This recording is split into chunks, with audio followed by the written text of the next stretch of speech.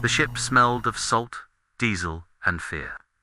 Greta Muller stood on the deck of the transport vessel, hands gripping the railing so tightly her knuckles had gone white. Around her, 449 other German women stood in silence, watching the New York City skyline emerge through the morning fog. May 18, 1945. The war had been over for 10 days. Hitler was dead. Germany had surrendered unconditionally. And Greta, 23-year-old Luftfahrtfräulein, a signals auxiliary who'd spent 3 years operating radio equipment for the Luftwaffe, was now a prisoner of war. She hadn't fired a weapon, hadn't killed anyone.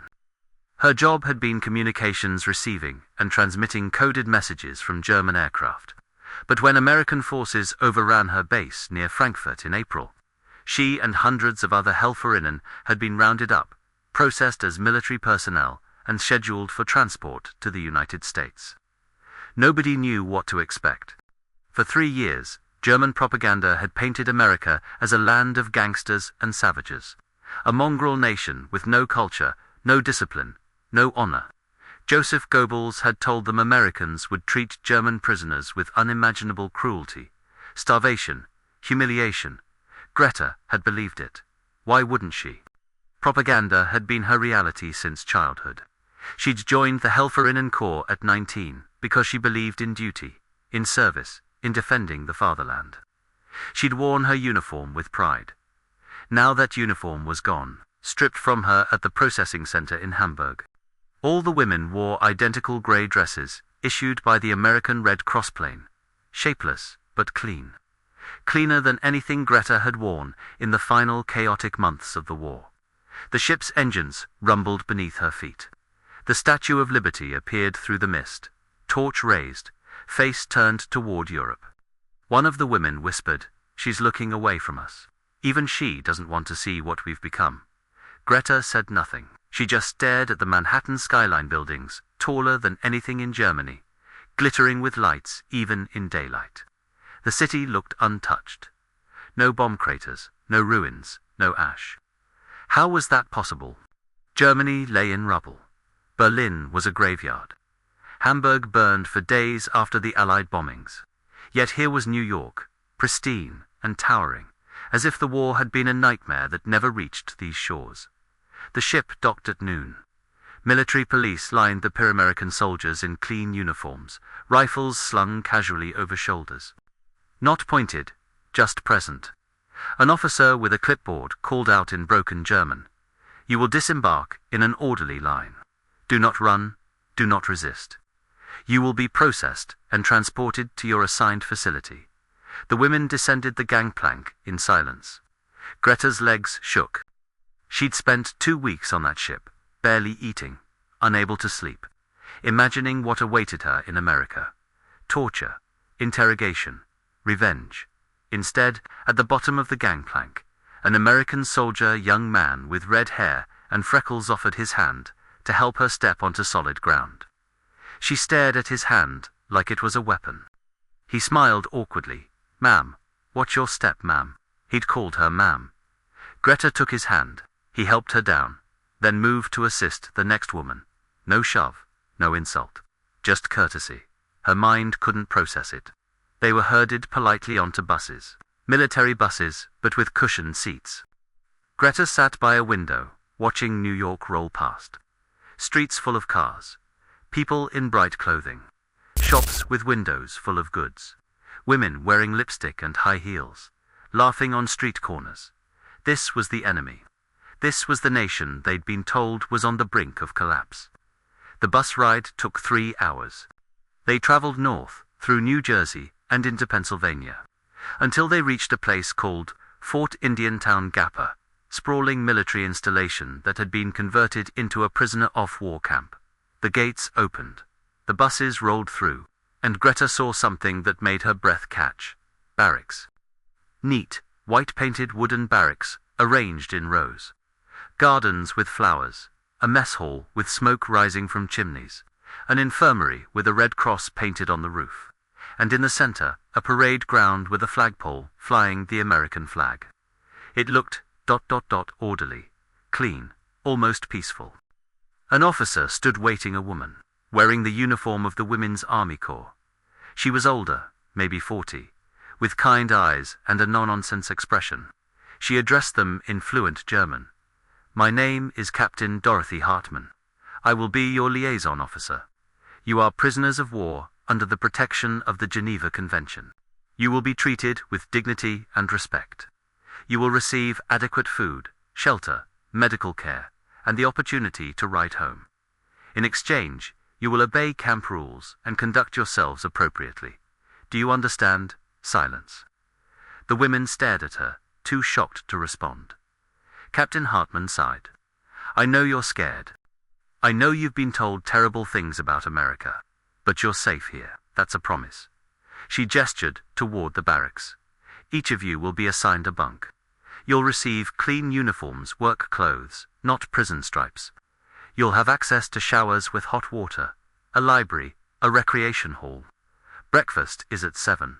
Lunch at noon. Dinner at 6. If you have medical needs, report to the infirmary."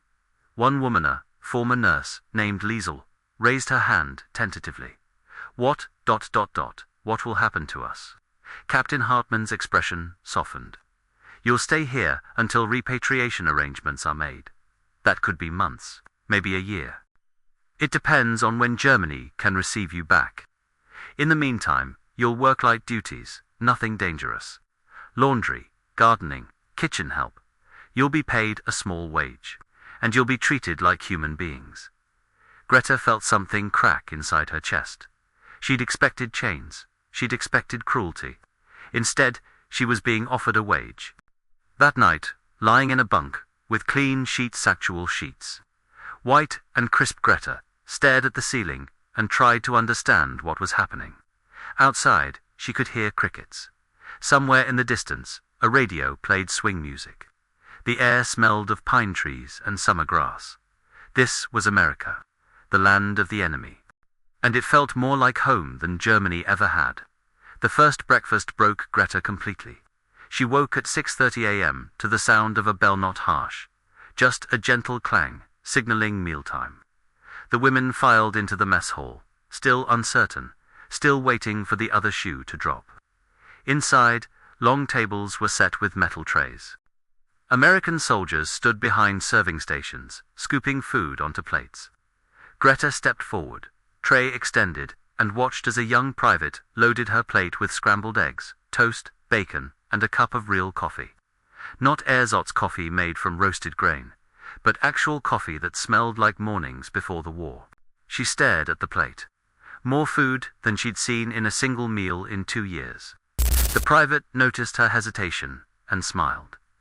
"Go ahead, ma'am, eat up. There's plenty, plenty." That word hadn't existed in Germany since 1942. Greta sat down, picked up her fork, and took a bite of scrambled eggs. The flavor hit her like a memory butter, salt, richness. She closed her eyes and felt tears slide down her cheeks. Around her, other women were crying too. Not from sadness, from disbelief. One woman whispered, "They feed their prisoners better than our officers fed us." It was true. During the last year of the war, German military rations had dwindled to bread and soup. Officers hoarded the good food. Enlisted personnel starved. Greta had lost 15 pounds in 1944 alone. Now, in an American prison camp, she was eating eggs and bacon. After breakfast, Captain Hartmann gathered them in the recreation hall, large wooden building with windows, chairs, and shelves lined with books. "You'll be divided into work details," she explained. "Some of you will assist in the kitchens. Others will help with laundry, gardening, and maintenance. Work is 6 hours a day, 6 days a week. Sundays are free. Free." Another word that felt foreign. Greta was assigned to the camp library. Her job, catalog books, assist with checkouts, keep the space tidy. She spoke decent English learned in school before the war, so she was deemed suitable for the position. The library was small but well stocked. Novels, history books, technical manuals, American magazines, Life, Saturday Evening Post, National Geographic. She flipped through a copy of Life magazine and saw photographs of American cities, untouched by war. Families smiling, children playing. Abundance everywhere. She looked up at Captain Hartmann, who was watching her. Is this real? Or propaganda? The captain smiled sadly. It's real, Greta.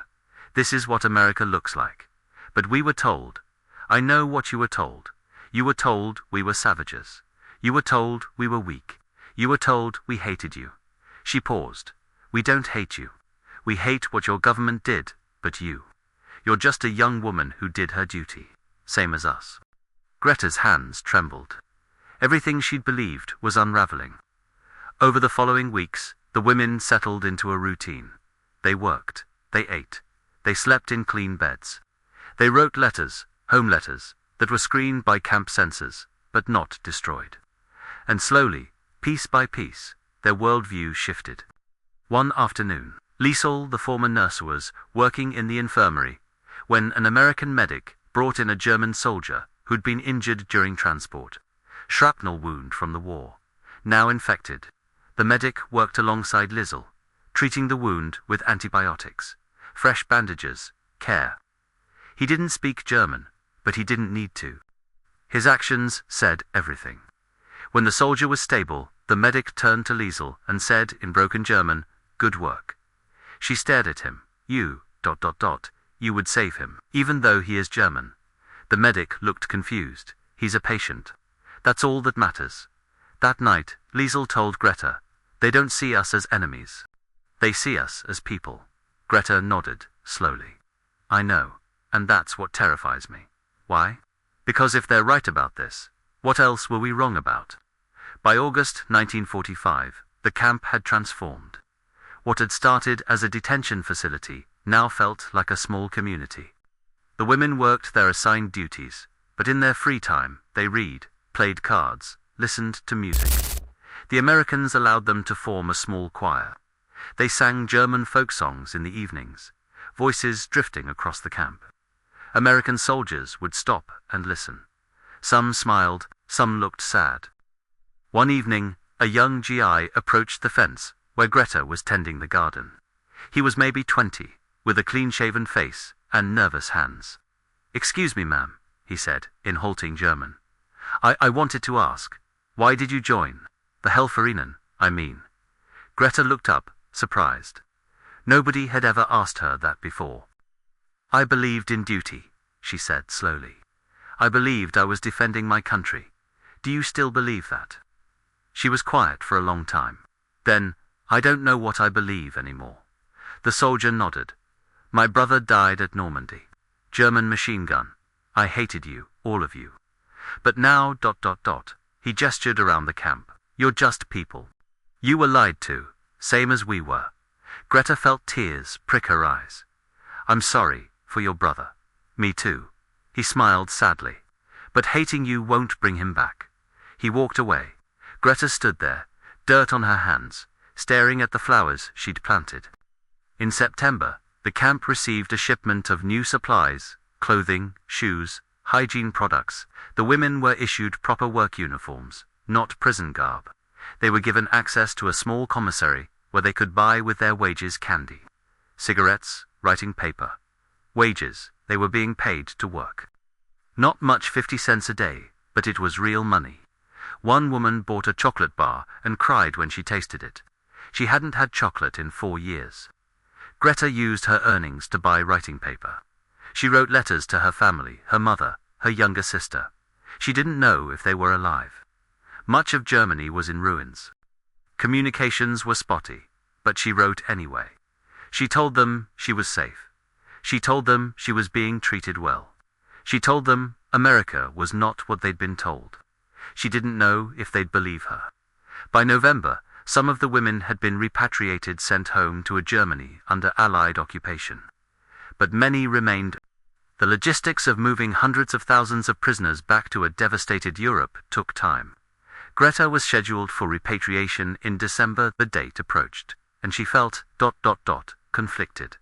Part of her wanted to go home, to see her family, to rebuild. But another part she barely wanted to acknowledge, didn't want to leave. Because, in this camp, this prison, she'd found something she'd never had in Germany. Dignity. She'd been treated with respect, spoken to as an equal, fed, clothed, cared for. Nobody had called her a Nazi. Nobody had spit on her. Nobody had demanded she grovel or beg. The Americans had simply helped her. On her last night at the camp, Captain Hartmann called her into the office. "You're leaving tomorrow," the captain said gently. "Back to Germany." Greta nodded, throat tight. "I wanted to give you something." Captain Hartmann handed her a small package wrapped in brown paper. "Open it when you get home." "What is it?" "A reminder that enemies can become friends." The next morning, Greta boarded a transport truck with 50 other women. They were driven to the docks in New York, where a ship waited to carry them back to Europe. As the truck pulled away from Fort Indiantown Gap, Greta looked back at the camp. The white barracks, the gardens, the flag.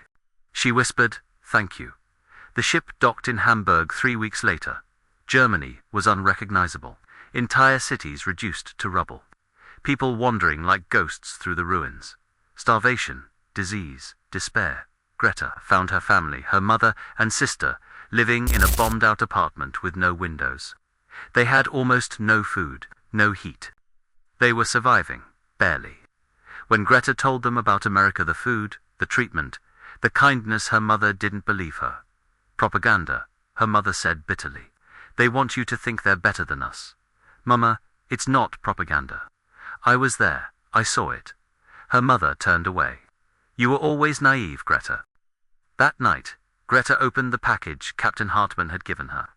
Inside was a bookend English-language copy of the Universal Declaration of Human Rights, adopted by the United Nations in 1948, and tucked inside was a handwritten note. Asterisk, "Dear Greta. Asterisk, asterisk. You asked me once why we treated you with kindness when you were our enemy. The answer is simple. Because we believe every person has dignity. Not because of their nation. Not because of their government. But because they are human. Asterisk, asterisk. I hope you carry that belief with you. Germany will rebuild. You will rebuild. And when you do, remember that hate destroys, but kindness endures. Asterisk, asterisk. Your friend. Asterisk, asterisk. Captain Dorothy Hartmann. Asterisk, Greta read the note 3 times, tears streaming down her face. She looked out the broken window at the ruins of Hamburg and made a promise to herself. She would rebuild. Not just Germany, but the idea of what Germany could be. An idea built on dignity, on kindness, on the belief that former enemies could become friends because she'd seen it, she'd lived it, and she would never forget. In Ija Wuling, Greta Müller emigrated to the United States. She settled in Pennsylvania, not far from Fort Indiantown Gap.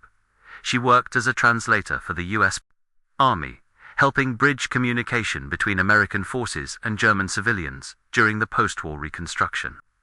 In 1952, she met Captain Dorothy Hartmann again at a veterans' reunion. They embraced like sisters. Greta married an American veteran in 1955. They had 3 children. She became a U.S. citizen in 1960. She never forgot the camp. The food, the kindness. The moment she realized that the enemy she'd been taught to hate was more humane than the government she'd been taught to love. She died in 2003, at the age of 81, surrounded by her family. In her belongings, they found the book Captain Hartmann had given her, the pages worn from rereading, and tucked inside, the same handwritten note, preserved for over 50 years. Her daughter donated both to the United States Holocaust Memorial Museum, where they remain on display. A reminder that even in war, kindness can defeat propaganda, and that the greatest victory is not on the battlefield, but in the human heart.